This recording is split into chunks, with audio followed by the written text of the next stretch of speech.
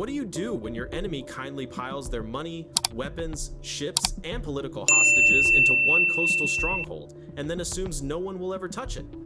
If you're Rome in 209 BC, you send a dangerously ambitious 20-something named Publius Cornelius Scipio. We're on the southeastern coast of Iberia. The city is New Carthage, Carthago Nova, the jewel of Carthaginian Spain. Inside its walls are everything a Mediterranean superpower loves. A deep-water harbor full of warships, warehouses stacked with grain, timber, and weapons, a mint stamping out pay for mercenaries, and hundreds of hostages from Iberian tribes whose loyalty is secured by "your son stays alive as long as you behave." Outside the walls stands Scipio. Recently, his father and uncle were killed in Spain by Carthaginian forces. Most young nobles in that situation would settle for a quiet political career and some commemorative statues. Scipio instead volunteers to go back to the same theater, inherit a losing war, and flip the script. He arrives with roughly 25,000 infantry, 2,500 cavalry, and a modest fleet nowhere near enough to casually steamroll 3 Carthaginian armies scattered across Iberia.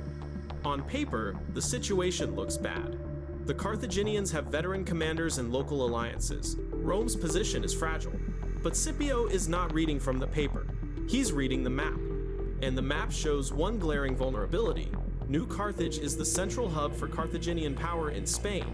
But its garrison is small, maybe 1,000 professional soldiers and a few thousand armed townsmen under Mago.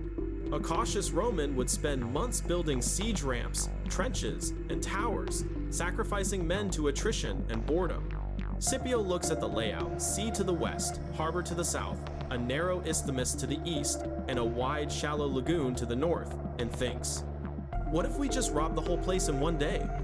That's his genius. While everyone else sees a fortress, Scipio sees a poorly secured bank with excellent terrain problems for the enemy. Scipio's first weapon is not the sword, it's information.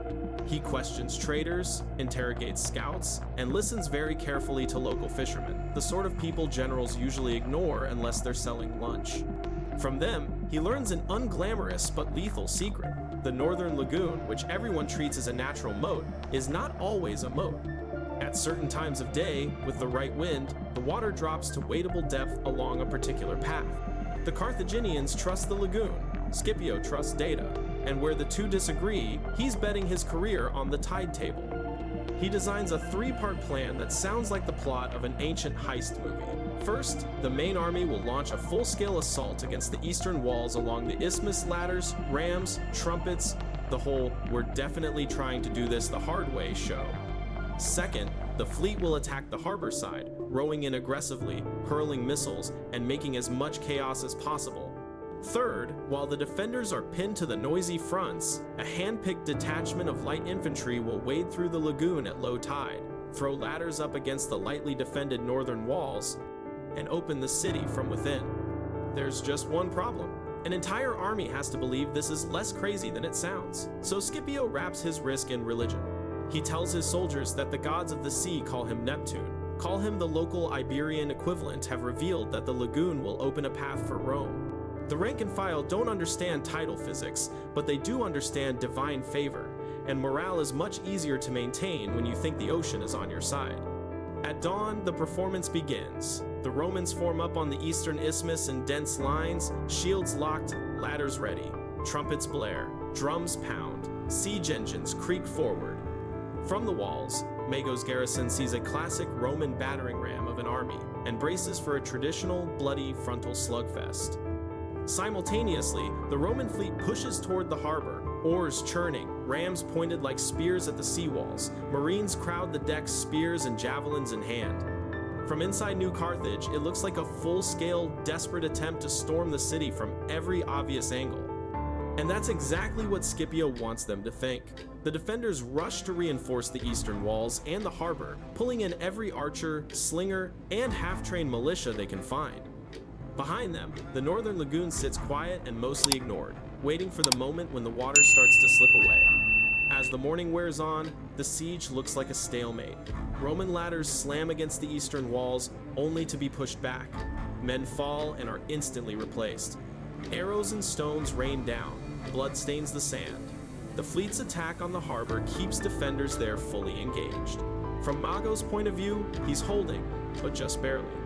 From Scipio's point of view, everything is going exactly according to schedule. He isn't watching the walls as much as he's watching the lagoon in the sky. The crucial factor is not courage, it's timing. When the wind and hour align and the tide begins to draw back from the northern shore, he gives the quiet order. The hand-picked detachment moves. Lightly armored infantry, chosen for their stamina, agility, and, ideally, ability to not panic in cold water, slip away from the main lines and head toward the lagoon. They step in. The water rises to their knees, then thighs, and then stops. It's unpleasant, muddy, and full of sharp stones, but survivable.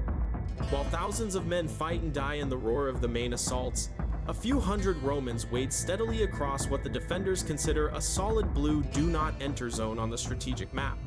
On the northern wall, the guard is thin and relaxed.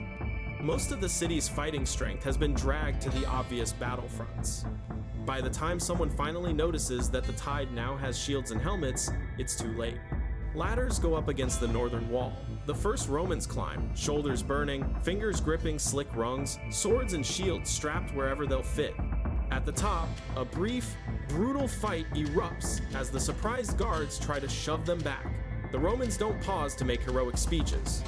They smash, shove, and stab until they control a section of the parapet. More men pour up. The thin foothold widens into a real position. Soon, the northern wall, once written off as naturally secure, is occupied by an expanding line of wet, furious Romans who were told the lagoon was their friend and now treat it as an accomplice. The impregnable fortress has just grown a back door.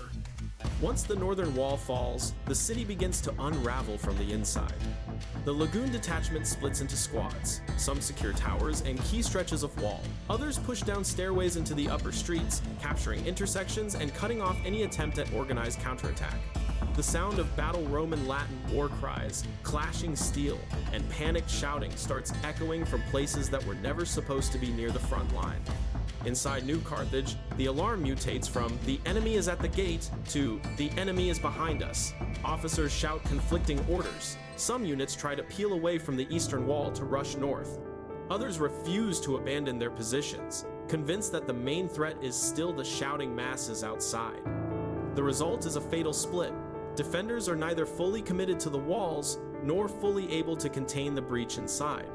Scipio senses the moment and orders the frontal assault renewed with maximum fury. The battering ram slams into the eastern gate as the lagoon veterans fight their way to the inner gatehouse controls. When the massive doors begin to groan and shift, the legionaries outside know exactly what that means. With a roar, they surge forward as the gate opens, turning a bloody siege into a flood. By late afternoon, organized Carthaginian resistance collapses. Some garrison troops fall back to the citadel and fight to the last. Others throw down their weapons or try to disappear into the civilian crowds. Fires break out, screams echo through narrow streets. The city that began the day as Carthage's proud Spanish capital is now being systematically peeled apart by Roman infantry. Scipio's next moves are ruthlessly practical. He secures the citadel and treasury, giving Rome access to silver reserves and supplies badly needed for the war. He seizes the armories and dockyards, stripping Carthage of a vital base for ships and equipment. Most importantly, he takes control of hundreds of Iberian hostages, sons, brothers, and relatives of tribal elites across Spain. Those hostages become Rome's greatest non-metal weapon. Scipio offers deals. Support Rome, and your families live and some may go free. Cling to Carthage, and you're gambling with blood. For Iberian chiefs, the calculation changes overnight. In Carthage, the loss of New Carthage is a strategic nightmare. Their treasury, arsenal, harbor, and political leverage in Iberia have all been ripped away in a single, perfectly timed operation. A city they thought could withstand a long siege has been taken in one day by a young Roman who trusted tides more than tradition. In Rome, Scipio's reputation explodes. He's no longer just a promising aristocrat with a famous name, he's the man who pulled off the most ingenious Roman city heist of the war. From his new base in New Carthage, he will dismantle Carthaginian power in Spain and build the experience and prestige that will one day carry him to Africa, where he'll face Hannibal himself. For now, though, the lesson of New Carthage is sharp and simple. Never assume a lagoon is a wall. Never leave your treasury and hostages underguarded. And never underestimate the ambitious commander who looks at a fortress and sees an unlocked back door.